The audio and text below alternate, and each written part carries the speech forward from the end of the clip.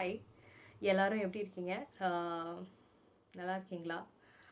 Slow life follow பண்ணுறீங்களா? எப்படி இருக்கு உங்கள் லைஃப்லாம்? கண்டிப்பாக வேகமாக இருந்தோன்னா டயர்டாக தான் இருப்போம். டெய்லி காலைல ஏஞ்சி ஓடணும், இதெல்லாம் பண்ணணும். இதெல்லாம் எனக்கும் இருக்குது. ஸோ பேசிக்லி என் ஷார்ட்ஸ்லேருந்து வீடியோக்கு வந்த காரணம்னா நிறைய உங்ககிட்ட பகிர முடியும். ஷார்ட்ஸ் ஓரளவுக்கு தான் சொல்ல முடியுது ஷார்ட்ஸில். ஸோ என்ன குறை இருந்தாலும் நான் வீடியோ போட தான் போகிறேன். ஸோ நான் சொல்கிறது உங்களுக்கு யூஸ்ஃபுல்லாக இருக்கும் அப்படின்னா நீங்கள் என்ன ஃபாலோ பண்ணிக்கலாம். இல்லைனா நோ ஆஃபென்ஸ். பட் இங்கே வந்து நான் இருக்கிறதுடைய நோக்கம் வந்து உங்களுக்கு வந்து ஒரு ஒரு சப்போர்ட்டாக ஒரு கைடன்ஸ் சொல்ல முடியாது. பட் என்னோட லைஃப் எக்ஸ்பீரியன்ஸில் இருந்து நான் அடிபட்டு வந்த இது பாதை அண்டு அது எல்லாத்தையும் உங்ககிட்ட சொல்லணும், வேர்ல்டுக்கிட்ட சொல்லணும் அப்படிங்கிறது தான். நிறைய பேர் இது இன்றைய உலகத்தில் வந்து நிறைய பேர் வந்து இந்த பிரச்சனையை நம்ம சந்திக்கிறோம்.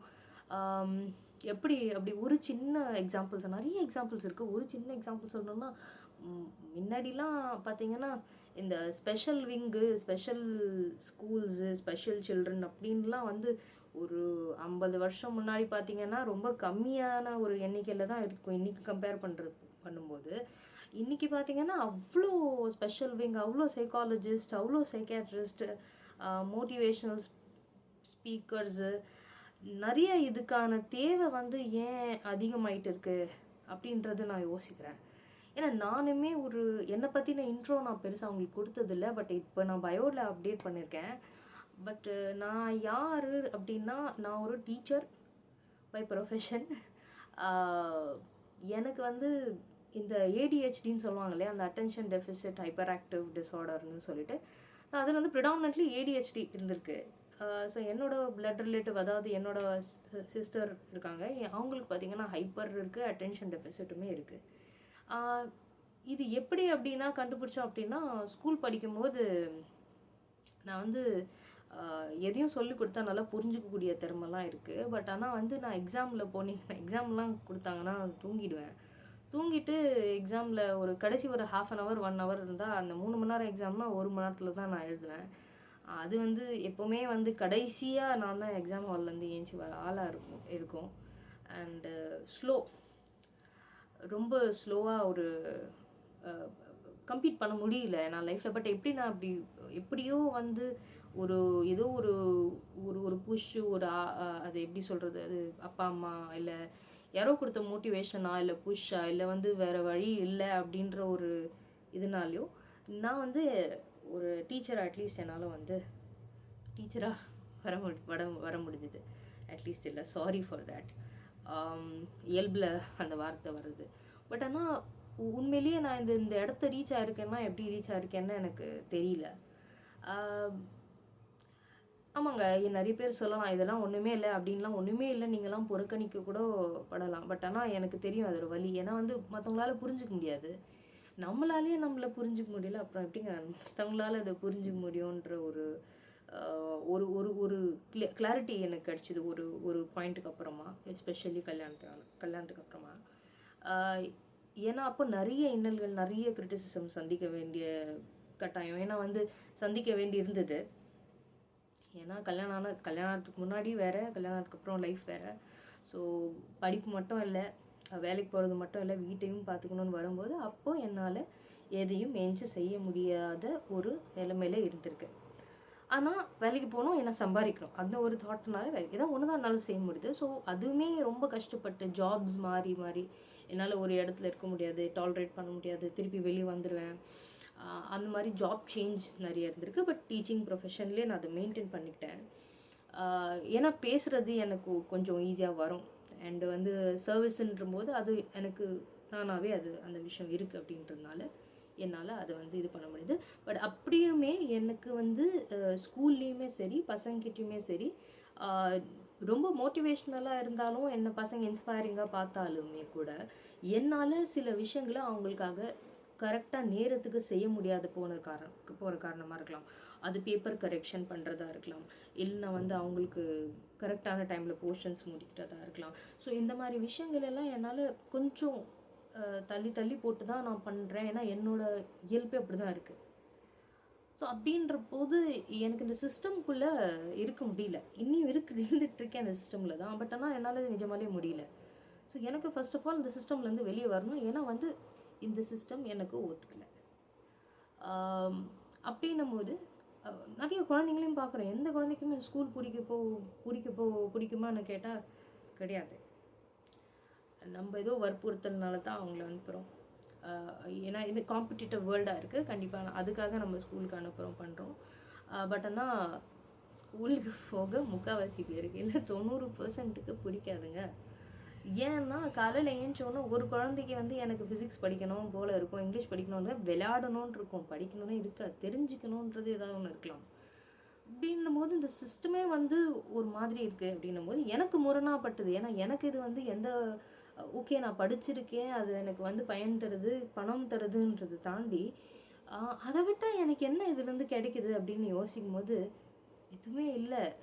மோஸ்ட்லி மேபி ஸ்கூலில் நான் படிக்கும்போது இந்த டீச்சர்ஸ் வந்து அவங்க ஒழுக்கம் சொல்லிக் கொடுத்தது, அதெல்லாம் வந்து எனக்கு ஒரு இல்லை தமிழ் படித்தது அதெல்லாம் எனக்கு வந்து கண்டிப்பாக என் வாழ்க்கையில் ஒரு பெரிய ஊக்கமாகவும் இதுவாகவும் பயனுள்ளதாக இருந்திருக்கு. பட் அதர் தேன் தட் எனக்கு பார்த்திங்கன்னா ஸ்கூலுக்கு போகிற ஒரு சிஸ்டம், அந்த கட்டமைப்பு இருக்குங்களே, அந்த கட்டமைப்பு வந்து ரொம்ப வந்து இடைஞ்சலாக தான் நான் பார்த்துருக்கேன். ஸோ இதுவுமே இங்கேயும் குழந்தைங்க எங்கன்னா அங்கேருந்து எல்கேஜிலேருந்தே வி ஸ்டார்ட் ரன்னிங் இல்லைங்களா, நம்ம வந்து ஓட ஆரம்பிச்சிட்டோம் எல்கேஜிலேருந்தே. ஸோ எங்கே போயிட்டுருக்கு தெரியல அந்த ஸ்டோரி, பட் அப்படியே ஃப்ளோவில் வருது நான் சொல்கிறேன். ஸோ எனக்குமே அப்படி தான் எல்கேஜிலேருந்தே நம்ம வி ஸ்டார்ட் ரன்னிங் இல்லையாங்களா. ரொம்ப அப்போலேருந்தே வந்து ஸ்போர்ட்ஸ் இருக்குது, படிப்பில் யார் ஃபஸ்ட்டு அப்படிங்கிறதெல்லாம் இருக்குது. இன்றைக்கி அது ரொம்பவே முத்தி போயிடுச்சுன்னு சொல்லலாம். ஏன்னா எல்கேஜியில் யூகேஜியில் கூட டியூஷன்ஸ் போட்டுடுறாங்க. ஸோ இதனால் பசங்களுக்கு என்ன கிடைக்கும்னா, கண்டிப்பாக நீங்கள் நினைக்கலாம் இவங்க வந்து கேரண்டீடான ஒரு லைஃப் கிடைக்கும், இல்லை கேரண்டியாக வந்து அவங்க அப்படி படித்தாங்கன்னா வந்து ஒரு வேலை கிடைக்கும் அப்படின்னு. பட் ஆனால் அவங்க லைஃப்பை வாழ்கிறாங்களா அந்த குழந்தைங்களா, குழந்தை பருவத்தில் இருந்து இப்போ வரைக்குமே முதுமை பருவம் வரைக்கும் நம்ம வாழ்கிறோமான்னு கேட்டால், நம்ம உண்மையிலே நம்மளுக்காக வாழ்ந்தோமா, அந்த ஒரு செகண்ட் நம்ம வாழ்ந்தோமா, இல்லை ஓடிக்கிட்டே இருக்கிறோமா அப்படின்னு கேட்டாக்கா நீங்கள் என்ன விடை சொல்வீங்க? எனக்கு தெரியலங்க. இத்தனை வருஷம் ஆச்சு, ஒரு 34 வருஷம் ஆச்சு. பட் எனக்கு ஒரு பெரிய ஒரு பர்பஸ் என்னன்ற கேள்வி எனக்கு இன்னும் இருந்துக்கிட்டே இருக்குது. அது எல்லாருக்குள்ளேயும் இருக்கும் இல்லைங்களா. ஸோ இப்போ இதை வச்சு நான் என்ன பண்ண போகிறேன், சம்பாதிக்க போகிறேன்னா யூடியூப் சேனலில் பார்த்தீங்கன்னா எனக்கு தெரியாது. ஆனால் ஒன்று மட்டும் தெரியும், இதை பகிர்ந்துக்கணும். இந்த மாதிரி எத்தனை பேர் இருக்கிறாங்கன்றதை நம்ம வந்து பார்க்கணும், ஐடென்டிஃபை பண்ணணும். கண்டிப்பாக இருக்கிறாங்க. ஸோ அவங்களுக்கு ஒரு ஹெல்ப்பாக இருக்கணும். ஒரு ஸ்லோ லைஃப்க்கு வந்து நீங்கள் ஸ்லோ லைஃப் பாசிபிள் உங்கள் மனநிலை பொறுத்து தான் எல்லாமே. ஸோ இப்போ உங்களோட மனநிலை என்ன, போட்டி இல்லை, அவங்களோட போகணும், நம்ம வந்து போட்டியிடணும், மக்களோட போட்டிட்டு தான் நம்ம பணம் சம்பாதிக்கணும், அந்த அவசரம் இருக்குது அப்படின்னுன்ற மனநிலையில் இருந்து நீங்கள் வந்து கொஞ்சம் வெளியே வரணும். நிறைய பேருக்கு கடன் தொல்லைகள் இருக்கலாம், கடன் பிரச்சனை, கமிட்மெண்ட்ஸ், ரெஸ்பான்சிபிலிட்டி எல்லாம் இருக்கலாம்.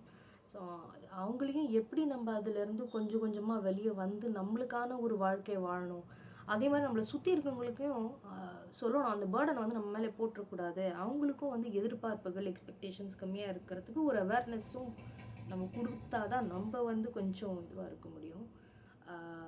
ஸோ அடுத்த வீடியோவில் இன்னும் நிறைய பேசலாம். ஸோ ஆரம்பம் வந்து என்னோடய பர்பஸ் என்ன, என்னோட தாட்ஸ் என்ன, இது பின்னாடி என்ன இருக்குது, நான் எப்படி வந்து இந்த மனநிலையை வந்து என்னால் சீராக இப்போது வச்சுக்க முடியுது.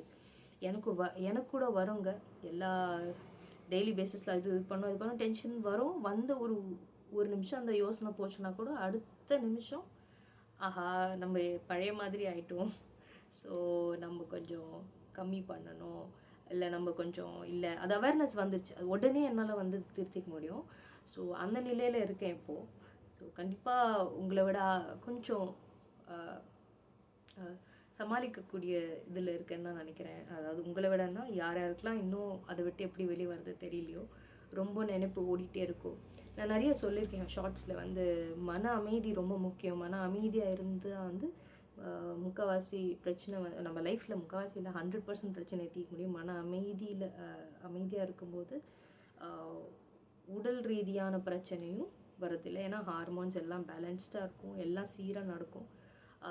மனநிலை அமைதியில் இருக்கும்போது நீங்கள் அவசரமாக சாப்பிட மாட்டோம், நம்ம எதுக்கும் அலைய மாட்டோம், எதுக்கு சாப்பிட்றோன்ற உணர்வு இருக்கும் நம்மளுக்கு. ஸோ உணவு மட்டும் இல்லை, எல்லா விஷயத்துலையும் விழிப்புணர்வாக நம்ம இருப்போம். அதாவது அமைதிங்கிற நிலையில் ஒரு விழிப்புணர்வு இருக்குது, அது ரொம்ப ரொம்ப இம்பார்ட்டண்ட். ஸோ எல்லாமே அடி வாங்கி பயங்கரமாக அடி வாங்கி கற்றுக்கிட்டது. உங்க கூட ஷேர் பண்ண நினைக்கிறேன். உங்களுக்கு ஏதாவது கண்டிப்பாக உங்களுக்கு என்னோட ரிலேட் பண்ணிக்க முடியும் அப்படின்னா அந்த அனுபவத்தையும் கமெண்ட்ஸில் ஷேர் பண்ணுங்கள். மிக்க நன்றி, சந்திப்போம்.